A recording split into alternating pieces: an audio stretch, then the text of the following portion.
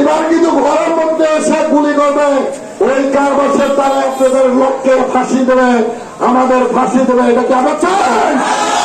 আমরা ওদের বিচার দেখতে চাই না। শেখ হাসিনার দেশে এনে আজকে হত্যাকাণ্ড প্রকার আসামি করে ওই বিডিআর ক্যাম্পে পিলখানা হত্যাকাণ্ড, হেফাজতের 7/70 হত্যাকাণ্ড সহ সকল হত্যাকাণ্ড বিচার হবে, পণ্ডিতের বিচার হবে ইনশাল্লাহ। আবারও আপনাদের সাথে দেখা হবে। এরপরে আমি আরো লম্বা বক্তব্য দেওয়ার জন্য প্রস্তুতি দিয়েছিলাম, কিন্তু আমাদের দুই দিনের কর্মসূচিটা আজকে আমার বাসায় বসতে হবে। সবটাই করে আমরা আপনাদের ফোনে জানাই দেবো, আমরা কোথায় অবস্থান নেবো, কোথায় অবস্থান নেবো সম্পূর্ণ জানাই দেবো।